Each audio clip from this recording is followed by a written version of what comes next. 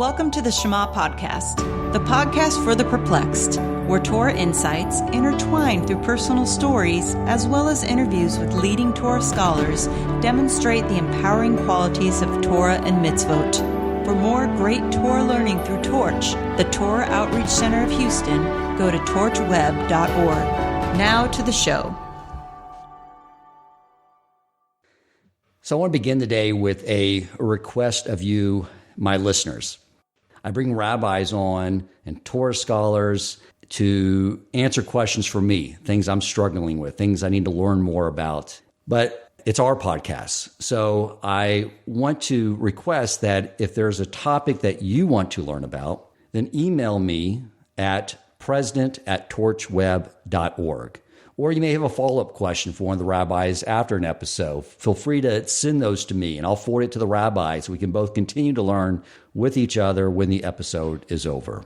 So today what I want to talk about is Shalom Bayit. Now, I did a lecture early on this subject, and the reason I wanted to do that lecture back then was because I had read Rabbi Aryeh's book, The Garden of Peace, several times over, and I knew the best way to really integrate it and know it and live it is to teach it. So I taught these very powerful concepts from his book. And what I learned from reading the book is that, and many other sources as well, is that Shalom Bayit is by far the most important mitzvah. Matter of fact, if I were to do every mitzvah perfectly, give tzedakah, follow all the mitzvot, but I failed in this area of Shalom Bayit, then when I die, I will have totally disappointed God.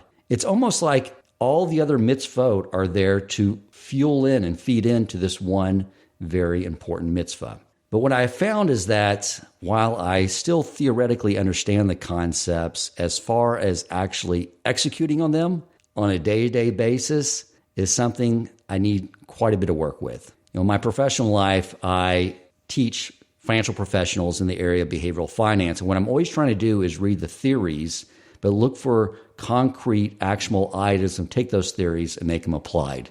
And that's sort of what I want to do now on this topic.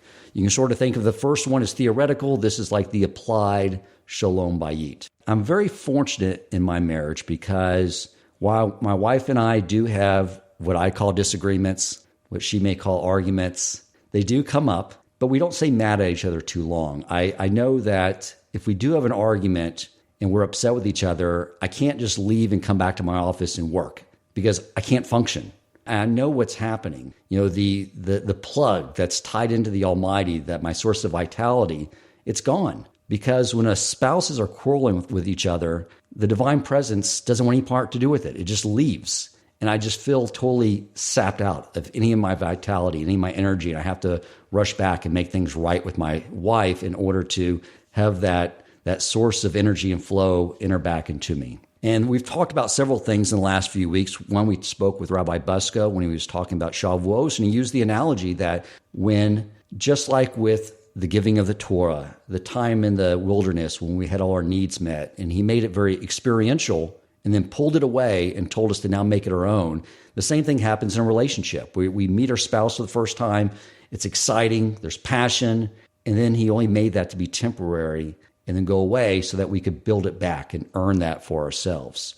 And then last week, I had Rabbi Cohen on to talk about the Kabbalah of intimacy. Part 1. Part 2, God willing, will be recorded this Friday. And he talked about the home is like a temple with the Holy Holies being in the bedroom.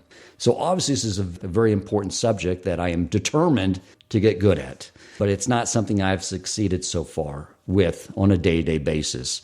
One of the things I've learned is that while I know that the most important thing for a man to provide to his wife is honor and make her feel like first place, where I fail with that in many areas, one of them is in the communication. I know like several years ago, I was talking with my wife. I could tell the conversation was leading into a disagreement. And I was getting frustrated because the conversation seemed to address a topic and then move on, and then we would circle back around to that very same topic. And I felt like I was caught in some deja vu loop. And I came up with this brilliant idea. And I very excitedly told my wife, I said, Shauna, this is totally my fault because the same thing happens to me when I study Talmud. So I know how to make this work perfectly going forward. what we do is this, and it's the very reason I got a marker board in my office. When I'm studying Talmud and I get lost in it, I write out on the marker board the decision tree of the rabbi's discourse back and forth. That way I can keep track of the dialogue. So what I suggest we do is we go into my office and we start this conversation over, and I'll use the marker board to track the decision tree around this conversation. It'll be so beautiful because then I'll immediately be able to come to a conclusion and understand exactly what you're trying to convey to me and what the conclusion is. And while I was so excited about this idea, when I saw her expression, she was not excited about it. Matter of fact, she looked very upset with my proposal. So I came back to her with a different idea. And I said, look, I need help in learning how to communicate better. So what I propose is the following. Why don't we go see a marriage counselor and see if she can help me with my communication skills? And she agreed. So we go to this marriage counselor. And what the therapist has us do is she gives us these index cards with all these emotions listed on it. And then she told us to go back to a previous discussion that ended up in a disagreement and point out which emotions we were feeling in that moment. So first Shauna goes and she points out 4 or 5 different emotions that she was feeling in that moment. And then it was my turn. So we talked about what occurred, and I looked at the index card and went through each item, and I got to the word frustrated. And I said, that's the one. I felt frustrated. And the therapist and Shauna said, okay. And we came back a week later, went through the same exercise. Shauna had her turn. She pointed out 4 or 5, 6 different emotions. I get to it at that point, and once again, all I can come up with is frustrated. And the therapist said, surely you have other emotions that you experience. And I said, yes, I do. I have an amazing life, so I am happy all the time. But every now and then I get frustrated when I'm dealing with a situation I don't know how to resolve. And she said, well, let's help you find other emotions that you can attach to and learn to explain. So we began this exercise where we would go through this every week, and at home I was given a homework assignment to express myself with emotions, but not use the word frustrated. And we went on with this week after week, and I would sit there just thinking of another emotion. I couldn't get anywhere with it. And I was getting frustrated because I couldn't find another word other than frustrated. And I was, especially the idea that I knew if I had spent that much energy and time trying to learn Mandarin Chinese, I would have been conversational by this point. But yeah, I was continually failing. And then finally, my wife, Shauna, said, enough, no more. She gave me a big hug and said, you know what? You are emotionally binary, and I'm okay with that. But what's most important to me, what means so much to me, is that you just tried so hard. You did all this for me. So I don't want you to try to do this anymore. I know you can't talk like that, and we don't need to go to therapy anymore. And then I said back to her, do you know how this makes me feel? Happy. And what I learned from that moment is back where I learned from that book I'd read 10 years earlier, is about making the wife feel like first place. And that's when I went back and read that book several times and then ended up teaching in that class. But I still struggle because I'm so caught up with work, with constantly thinking about how to solve problems with all the different initiatives we have going on. I'm constantly thinking about how I can help Rabbi Aryeh with Torch. And I know sometimes it makes her feel like I'm not making her first place. So I decided I need to get someone on here, a couple, an amazing couple that could help me in this area. If they can help me, they can help out anyone. So I was first thinking who would be the perfect couple to bring on for this. And I thought Rabbi Aryeh Wolbe and his wife, the Rebbetzin Zehava. But then I thought, I don't know if they would be the right people because Rabbi Aryeh is so sweet. He's like an angel. He's not really like the rest of us guys that a wife has to deal with. So I started thinking a little more, and then finally I decided, you know what? I have a new theory. Maybe the reason the great Rabbi Aryeh is great is because of Zehava. So maybe they are the absolute perfect couple to help me and teach me applied Shalom Bayit skills. So welcome, Rabbi Aryeh and the Rebbetzin Zehava. I'm so thankful that you're here to help me in this matter. Hi. Hey, Dan, how are you? I'm wonderful. I'm eager to learn. I have a pad of paper and a pen. Why don't we start off with this idea of making the wife know that she is first place? Because I know, Rabbi Aryeh, not only are you busy with Torch, and teaching Torah, and running the organization, but you're now past your exam and you're part of Hatzalah. And so you're very busy. You have 7 kids. First, why don't you tell me from your perspective what you do to constantly make Zehava know she is first place, and then I want to hear from Zehava's perspective what she wants, how we go about doing that when we live these busy lives. So the first thing is you're making a wild assumption that I actually fulfill that and make Zehava feel number one. That is my goal, and that is my intention every day. I think that I fall short of that and don't necessarily live up to that every day. I try to, and I aspire for perfection in that area, but no question that I feel that that is my responsibility. Life gets busy, and balance is the most important function of Judaism. Every area of Judaism requires balance. That doesn't change when we get to work, and it doesn't change when we get home. It doesn't change in any other area of Judaism. We always need to have balance. So if a person is too busy with work, it's not good. If a person is too busy only being home, that's not either good. Particularly, I remember when we were newlywed, about a year or two, and I was home in the summer because I was teaching in yeshiva that ended this is when we were living in Israel. And in about mid-May, yeshiva ended, and it didn't reopen again till September. So I had the rest of the month of May, June, July, August, and then September. And I remember somewhere in the middle of those months, of the summer months, we were facing a little bit of a struggle at home. And I went to my rabbi and I said, can you please give me some guidance? Something is wrong because I love my wife so much. I believe she loves me so much. And we get along so well. But just the past few weeks have been just a disaster. See, he says, tell me about your day. So I told him. I said, in the morning I'm not teaching in yeshiva and I'm home, so I'm working on a few projects. He says, wait, 1 second. You're home in the morning? I said, yeah. He says, you're trespassing. You have no business being there. This is her domain. I said, but I'm locking myself up in the office. He said, doesn't make a difference. Go work from the shul next door. Go find another place you can work. You're trespassing in her domain. She needs her space. And I tried to follow his ruling to guide me that even in a marriage, you need to have space. There needs to be balance there as well. So while it's very important to ensure that a wife feels like she is first place and second place and third place in every man's life, in her husband's life, it is critically important to make sure that there's balance in that as well. A wife needs to have room to breathe. A husband needs to have room to breathe. I know this is going in the opposite direction almost, but I think it's important to just note right on the onset that there needs to be a balance in a relationship. And Zehava, tell us from a woman's perspective, what do men need to do to make their wives feel like they are first place? I think what women want is that the times that they are together, they really are together. Meaning, she wants to know that she is his number one all the time. But reality, he goes to work and has a life and does other things and has other responsibilities. I don't think any woman in her right mind expects him to just be taking care of her and thinking about her 24/7.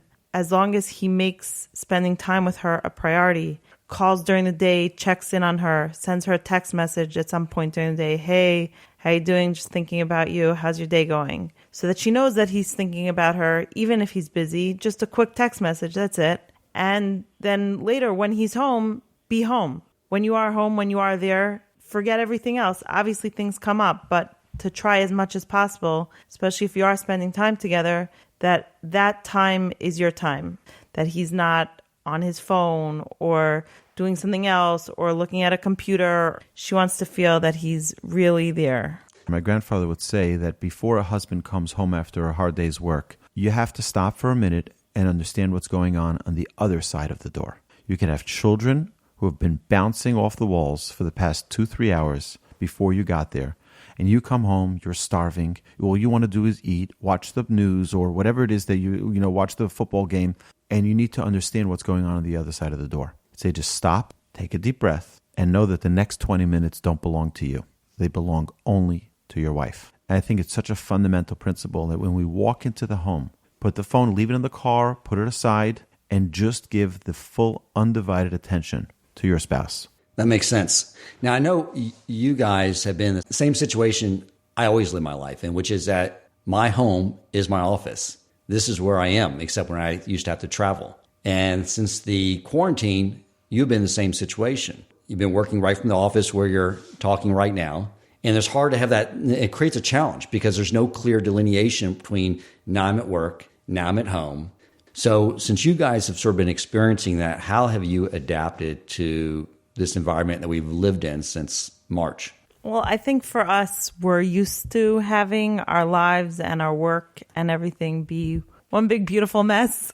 We work together, and that doesn't work for all couples. I have to say that. I don't think it's healthy for all couples, but it works out. But I think that it is important to create. I think that it is very important for a husband and wife to give each other the space they need, even in this circumstance. So if the husband has some deadlines and work and things he needs to take care of, so the wife can give him the space he needs and the time he needs to take care of that. I think most women, if they feel like they get what they need from their husbands, the emotional support, the time, the shoulder to lean on, whatever it is that they need, if they get that, then they're able to let their husband do what he needs to do. If she doesn't feel like she's getting what she needs from him, even if he's home and trying to get things done, she's constantly going to be on his case because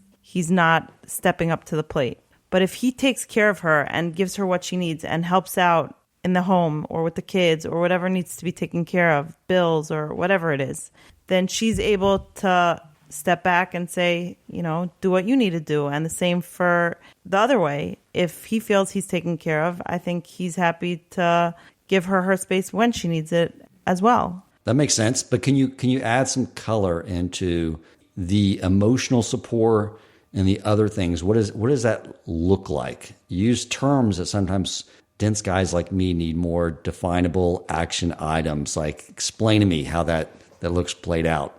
Every woman's different, really. There's all the classic men are from Mars, women are from Venus, and that is important. And there are stereotypes of men and women, and most of them are true. I think there are men need certain things, women have certain things that they need in their relationship. I think the most important thing that both sides want, the bottom line, is respect. Communication is very, very important, giving time, giving space, but respect is very, very important. And a lot of people fall short of that. And a wife can prepare a gourmet nice dinner for her husband and just throw it on the table and be like, enjoy your meal, and just walk off and go sit on her phone scrolling through Instagram.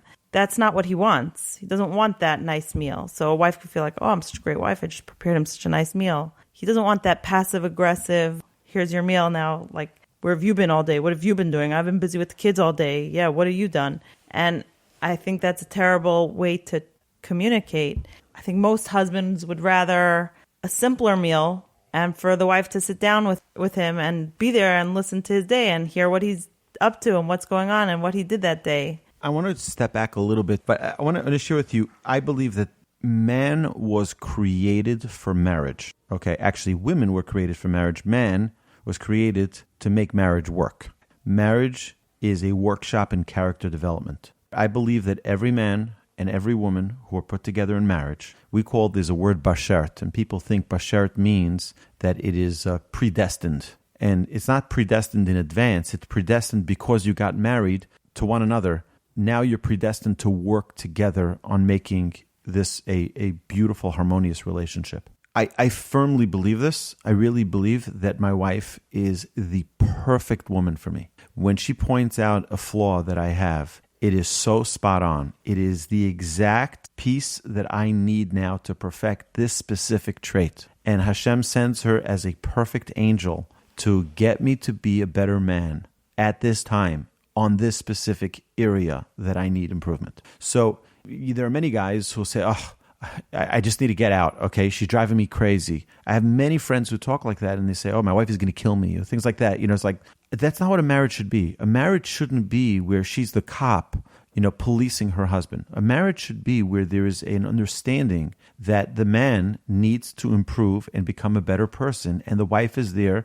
Ezer Kenegdo, the Torah tells us, Eve was created as a helper opposite Adam. Every man's wife is an Eve. She's there to help him become perfect. I have a friend of mine who I met on a conference. We were at a conference in Florida, and I asked him how things going. He had recently been divorced, and he told me he was very worried because he read an article in the New York Times that said that they did a study on thousands and thousands of divorced couples who got remarried to someone else, and they found that 99% of the people had the exact same problems in the second marriage as they had in the first marriage. With half as much money. Right. So, and he told me he was so worried. He says, I can't have the same problems I had. I said, you know what the reason why they have the same problems is because they didn't change. You're still the same you. So therefore, Hashem will send you the same exact fix to your problem. It's not going to change. And that's what marriage is. Marriage is a workshop in character development. And if you don't change, the problems aren't going to change. So that's point number one. Point number two, Rabbi Dessler says there are two types of people. There are givers and there are takers. In marriage, a marriage can only succeed if the couple is focused on being givers. If your focus is on being takers, the happiness, he says, is distant from you, because you'll be kvetching about what you don't have, and you'll be kvetching about what your friend has, and you'll be kvetching about what you haven't taken. If a couple's focus is on how they can be givers, their happiness is unlimited. And he points out that he says by every chuppah that he would be part of, and they'd ask him to speak, he says, right now you want to give each other the world. He says, if that ever changes and you start thinking about what you can take out of the relationship, not what you can give, happiness is already beyond you. So I think every relationship needs to focus on how, and it doesn't expire after 10 years, 20 years, 30 years.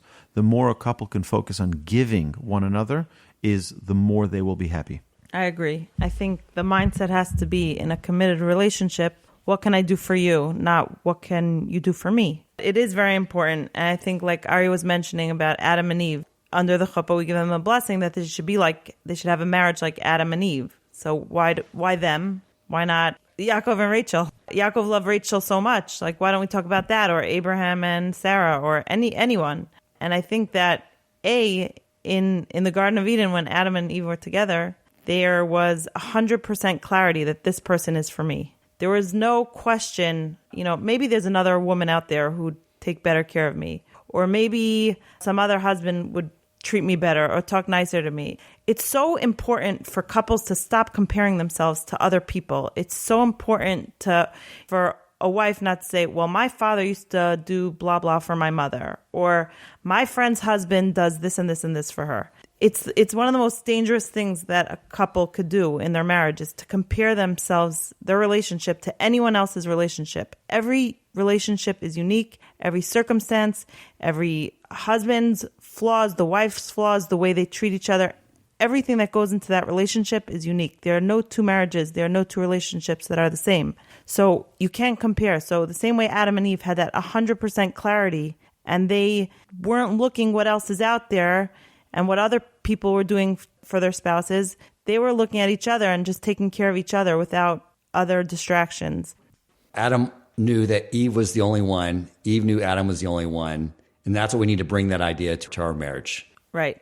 The second part of that is that there was no one else. There was literally no one else. And there was no one else to let into their marriage. So a lot of people, besides comparing, they start talking about their marriage with other people. That's also really dangerous, and that could be a big problem for other people, either what you say to other people or what you see from other people. The whole world of social media today, and people, happy birthday to the most amazing, wonderful, special, handsome, gorgeous, fit, blah, blah, blah, blah, husband in the world. You're the most amazing person, you this, you that, and going on and on and on, and saying all this like gushing praise. I hope she says that to him in person. But a lot of times you see these things on Facebook or whatever social media, right? And it shows a relationship and you're like, wow, they must be really in love. They have such a beautiful, perfect relationship. And you have no idea what's going on. And a lot of times when people are trying to show something, it's not necessarily the reality of what's really going on in their marriage. So Adam and Eve had this kind of like bubble that they lived in. And you want to have that bubble, that your marriage, no one else is allowed in. You create this space that it's just the two of you, and no one else comes in and no one goes out, and you have this, you work on it. That's your focus, is just making your own reality, your own little world as perfect as it can be. So if you are having a challenge with your spouse, the one to work out that challenge with is your spouse, not a friend or a parent or anyone else. Is that what you're saying? It's not to discourage people from getting help if they need to go to marriage counseling, if they need to go for therapy. That's not to discourage people to go and seek help, because sometimes there are issues that are beyond what the husband or wife can identify on their own. Sometimes we need outside help. We all have blind spots. On the newer cars, they have blind spot indicators on the mirror to let you know there's a blind spot. That's our therapist sometimes shining that light on what could be in our blind spot. But I want to just add to what Zehava said, is that in one of the things that we say in marriage is in v'agefen be'in v'agefen, one grapevine with another grapevine. And it really is a remarkable comparison. We're trying to say a husband and a wife are two different vines that come together and become a grapevine. If you look at a grapevine, the way the vines grow is they intertwine and become one. You can't separate them. You try to pull them apart. You can't separate them. And what we bless every bride and groom is that they should become a unique new vine. Meaning, he leaves his parents, she leaves her parents, and now you start a new world together. You create a whole new reality, a whole new existence, which is this couple as individuals. You're starting a whole fresh new world. And that's, I believe, the specialty of marriage is to make a unique new reality, which is just the husband, just the wife. Together, we work through our issues. Together, we recognize the shortcomings. Together, we work on perfecting man. I just want to add one more point, is that Jacob had a dream. And he had a ladder in that dream. And I heard a great commentary that Jacob was on the bottom of that ladder. Why was he at the bottom of the ladder? Because males are born at the bottom of the ladder. Women are born at the top of the ladder. And the job of every woman is to help her husband get up to the top of that ladder without her falling down. A woman becoming a street fighter doesn't represent the woman. She needs to stay pristine. She's all the way up at the top of the ladder. And she needs to help him come up that ladder. You hear a lot of people saying, oh, my parents had this perfect marriage. They were married for 50 years and everything was perfect. And I hope they were. And many couples are that lucky. But most couples, even those perfect marriages, especially the perfect marriages, have their struggles. They all do. It's not like a puzzle piece, right, that fit perfectly together. It's more like two very jagged edges that are coming together, and you have to fit those pieces in, and it's going to take time to fit those two together. It's not simple, but that's the beauty of a marriage. That's when it becomes great. A marriage becomes great when you work on those things, on those struggles that are between the two of you, and like Aryeh was saying, for the wife to help the husband reach his potential, and for the husband to bring out the potential of his wife. And when you work on it, that's when it's better. That's when it's a great marriage. What you just said is very profound. I want to make sure I understand this correctly, but it sounds like what you are saying, Zehava, and you, Rabbi Aryeh, is that the way marriage is supposed to be, if done correctly, is there are going to be points of friction. And it's through working through those is what brings out the real closeness and the magic to the relationship. So this idea that people fall in love and go off into the sunset, and there's never a disagreement. There's never moments where they're challenged with one another, that's not real. And that's really not what marriage is supposed to be about. It sounds like those challenges are part of the magic of getting through those, and that what brings the marriage closer and makes it better. Is that accurate? 100%.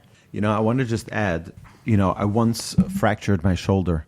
And a few years later, I spoke to a doctor, and he asked me, he says, tell me, how is that shoulder that you fractured? He says, did you notice if that shoulder is stronger than the other shoulder? I said, why?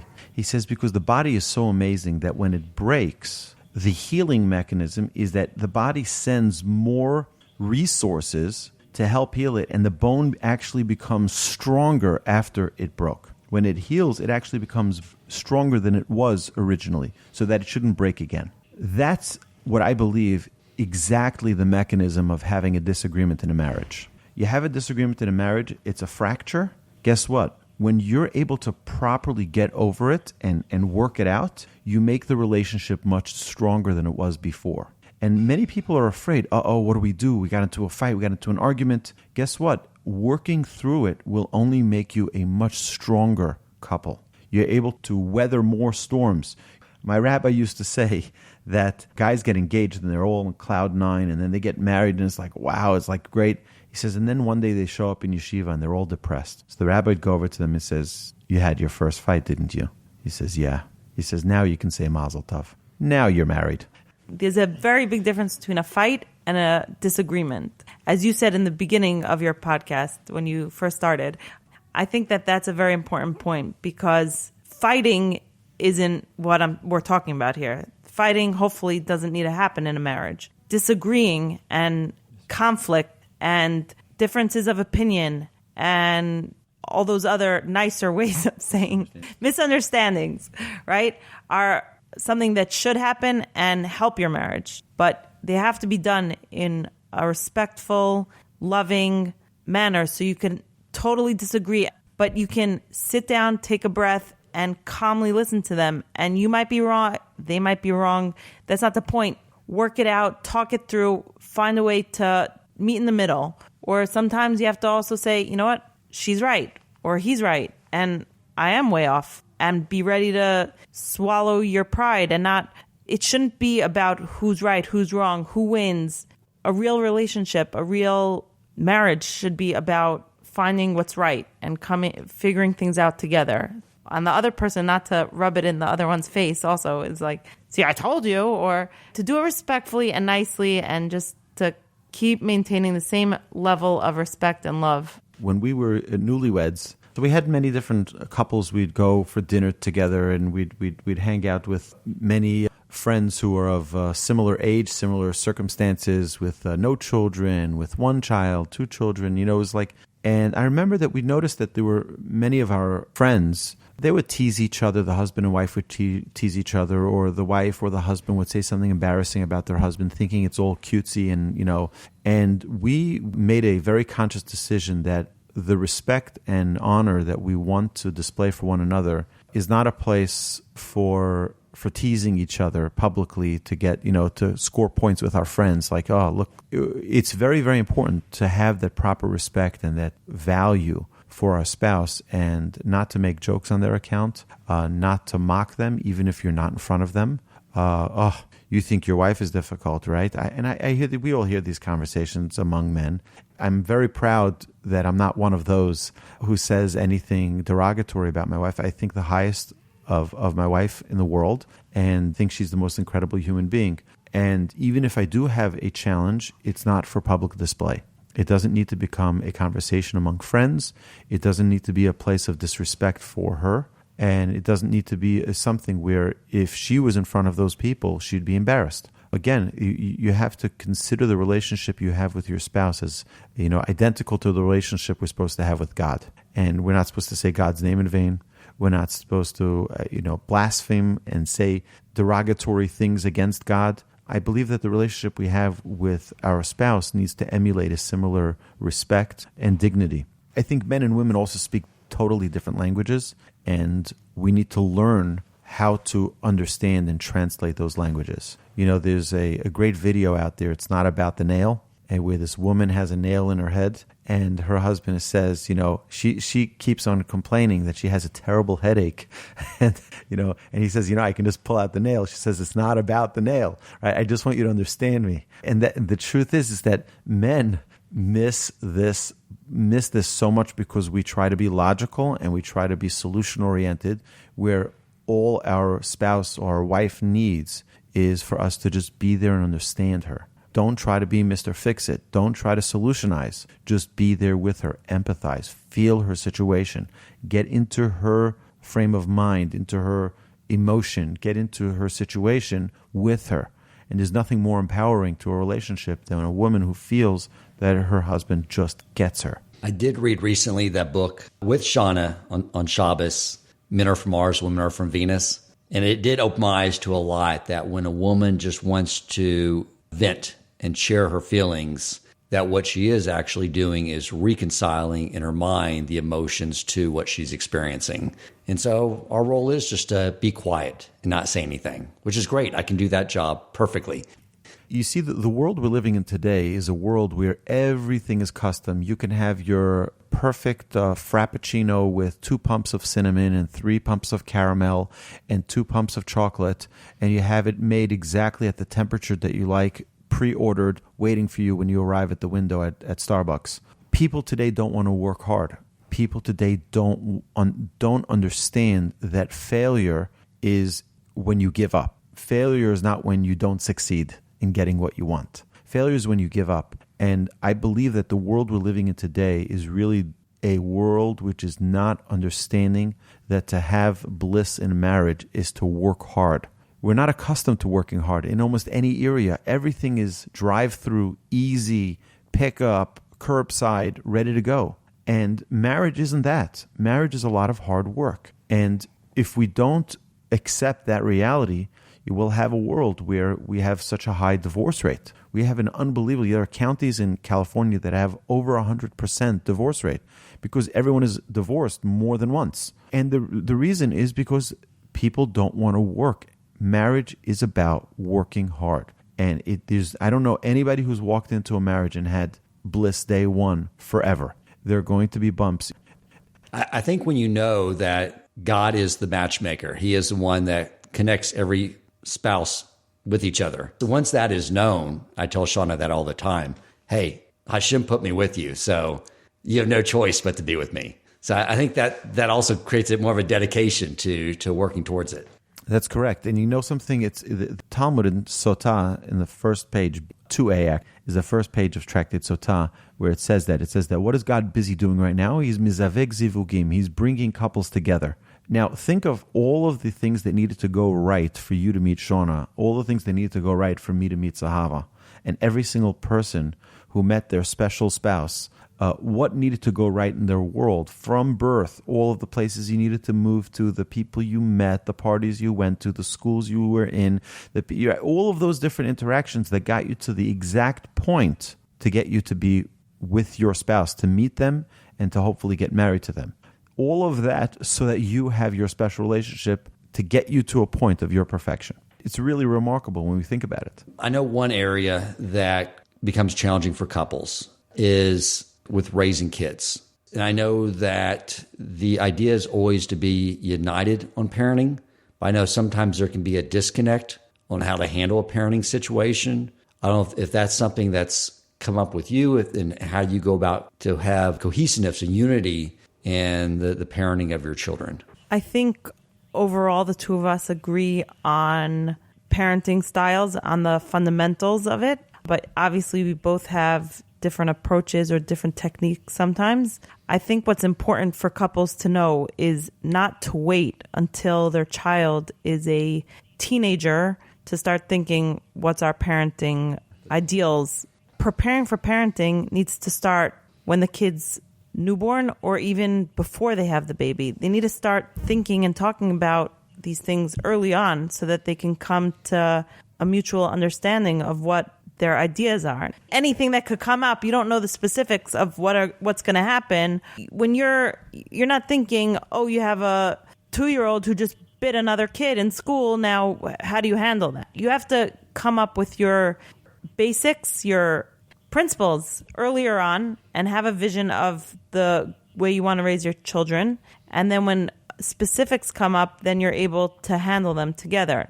Most importantly, if there is disagreement on how to handle a specific situation, you want to have that discussion privately. You don't want to come across to the kid with different mixed messages. You want to have a united front. So you discuss that separately, away from the children, and then together you see a lot of times, a child like, oh, I'll ask mom for this, or I'll ask dad for this. And some of that's normal. My kids know they want candy. I'm your girl. They know what to ask me or what to ask Aryeh for in specific situations. I think it's very dangerous for a couple to give the kids different parenting advice. And then it's very confusing for the child. We're constantly monitoring the relationship with our children to see what it is that they need. And that helps also build our relationship with one another so that, we feel like we're in this as a team. We're not just, individual parents trying to navigate. We're a team working together as a unit. As Aryeh is saying, every kid is unique. So you can't have totally different parenting styles for all your children. Otherwise, they're going to call you out on that, and that's not fair. But each kid might need a little bit something different, and you have to realize we might need to loosen up on certain things with this specific kid, because otherwise it might be counterproductive to, force a child to do something. And also we have to make sure that we're doing what's best for the child, not what's best for us. Most importantly is that the couple's united in front of the child. And sometimes I'm not 100% comfortable with something that we decide, and Aryeh might not, but we have to come to something that we both agree. And if we're not sure, if you really aren't sure, then it's wise to ask advice from a professional, child psychologist, a rabbi, a teacher, a friend, somebody who you trust if you really are struggling. Wonderful. Awesome. So you've given some amazing advice. One, to sort of recap on what I've learned from both of you, is that if each spouse comes into the marriage with the idea of giving, if all I focus on is giving to Shauna and meeting her needs, then the amount of time if I need to allocate time to work, that's okay, because her needs have been met, and vice versa. And it also sounds like the next time we have one of those disagreements, that we should get extremely excited, because it means that our marriage is about to be increased and magnified, and it's an opportunity for growth in our marriage. In Jewish marriage, the man gives the wife a ketubah. Where's the wife's ketubah to the husband? There's no ketubah that a wife gives to the husband, because the woman is naturally a giver.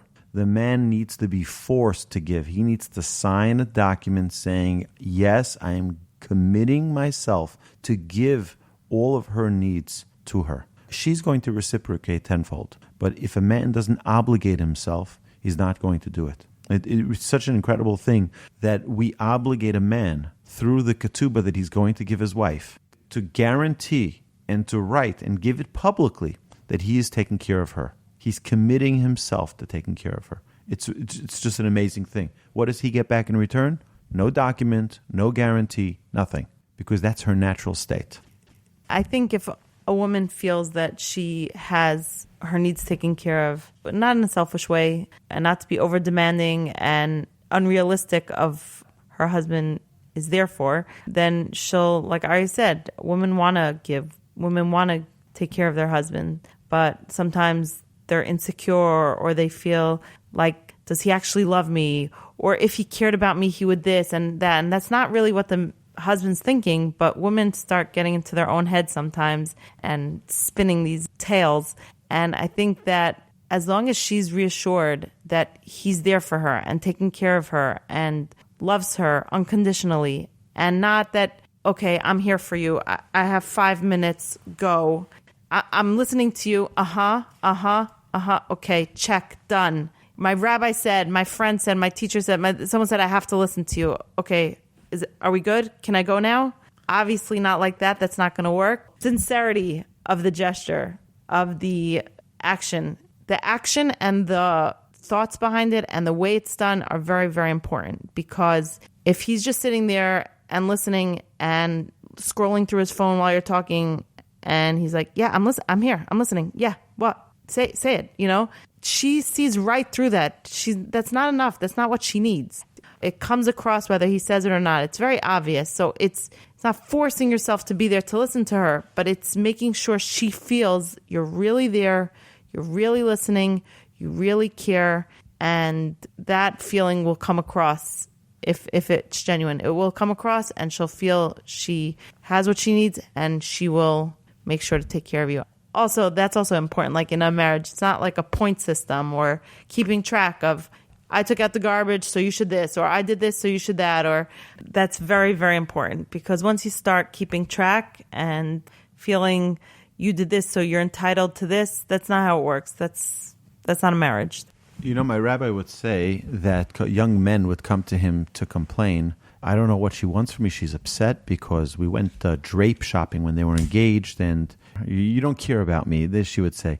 He would say, something? She said she wanted to go buy pillowcases, all of linen, and what you're going to have in the house, all the different decorations for the house, and he couldn't really care much about it. But what can he do? He's newly engaged. He's going to go, and he says, you don't understand. Your bride, your wife, she's got very good antennas. She can tell when you're not interested. She says, but what do I do? I'm just not interested. I couldn't care if it's this shade of green or that shade of green or that, I don't care. He says, well, your only solution is to go and care, right? If it's important to her, make it important to you. I think, though, it's important for the wife to not have unrealistic expectations of the husband. He doesn't care about those drapes, and he doesn't need to care. If it's important to you that he comes along just for the moral support, then that's fine. But don't expect him to have this deep emotional connection to what color your drapes or linen are, because that's not what he cares about. So it's important for the woman also not to demand or expect things that are not fair for her to expect. So even if he doesn't care about the drapes, but he can say, I love that you're putting in so much effort to make our bedroom look nice, or focus on what he does care about, and show her that he values what she is doing, and not that that's silly, that's stupid, I don't care about it, doesn't matter. It should matter. It's just not my thing. So you do it. I trust you. I value, if you want me to come along, I'm happy to come, and I'm here for you for whatever you need. No, so you're saying that each spouse doesn't have to have a total interest in what the other spouse has, but they can still value what the other spouse is doing and the way they're contributing to the marriage. Right. And that's with everything. I mean, we have very different likes. You don't have to have the same likes. You shouldn't. Every marriage is unique. And what might be right for Zehava and I may be totally wrong for someone else. That's the reality of marriage. Marriage is very unique to each individual relationship. I feel that it's extremely important for a man to make an emphasis on a regular basis to show his wife how much she means to him. And that's at the very minimum. I want to give everyone just a little tip here. There's something you can do every single week. And not to make it just a routine every week, this is what I do. When I heard from one of my fellow graduates from the Jerusalem Kollel by Rabbi Berkowitz, that they said they once found him in the flower shop before Shabbos. And for a half hour, he was picking out he wanted this exact flower and that exact flower and that exact flower. He was taking his time because this is his representation of his love to his wife. And if this is what's important to her, so this is an expression of that love, and to take the time to identifying, this one is so beautiful. This represents an element of the love that I have for you. And this little flower. And the idea is it's not only with flowers. It could be with buying her favorite sweet or chocolate that she likes, or picking up the kosher Chinese food that she likes. Something making the relationship special, not just, it's our anniversary, I better remember and do something special, but really to make every day, every week, a special time in the relationship. And it's an investment that will not come back with short returns. It will be incredible, the interest on those efforts that are made. You're thinking about your wife, let her know that you're thinking about her. And I think the same with the wife. She's thinking about her husband. It can just be, like Zehava said earlier, just a little text message that can really make a relationship so great and so special. The way that a Jewish marriage is set up, with different times in the woman's cycle, that the relationship has different guidelines. There are times when touching is off the table, when the physical contact is off. Now, it's an amazing, amazing thing, because there's a lot of merit to this. There's a lot of value that it brings to a marriage. And a lot of people say, oh my gosh, that sounds nuts. That's crazy. That's ridiculous. Why can't I give my wife a hug? Or why can't I pass him something? Or during this time. So I think when I first heard it, before I got married, I was like, seriously? And you don't understand or appreciate it until you do it. Because if you ask any couple who has been married 10 years, 15 years, and ask them honestly, is the attraction and level of excitement that you have for your spouse the same as when you first met? I challenge you to find anyone who's going to say yes, honestly. However, the way that the Torah sets up a Jewish marriage is not for rules and to restrict you. It's the most amazing, amazing system. And when you have times that the physical part of the relationship is off the table, then you can focus on other parts of your marriage. You can focus on friendship, you can focus on just spending time together and talking about certain things. The physical part of the relationship is not an option. Then you're focused on different things. And then when you are back together, when you are allowed to touch, when you are allowed to kiss, when you are allowed to hug, there's so much more. It's so much more special. If you give your wife a kiss on the way out to work every single day for 40 years and say, bye, love you, it's very nice. And the first 10, 20, 100, 1,000 times, oh, so sweet, right? But if it becomes this routine, like every day on the way out, bye, I love you, then it kind of loses the effect. When there's times that you're not allowed to touch, when there's times that you're not allowed to give that little kiss, embrace, whatever it is, then when you can, it's so much more exciting. It's so much more special, and you don't take it for granted. That little touch, the little anything is so exciting because when you can, then it just reinvigorates the relationship. Once I learned about the laws of Anita around the separation, it made so much sense because we're by nature, we are going to take things for granted. And that keeps us everything fresh and keeps the gratitude of all the different elements and aspects of the marriage intact and invigorated.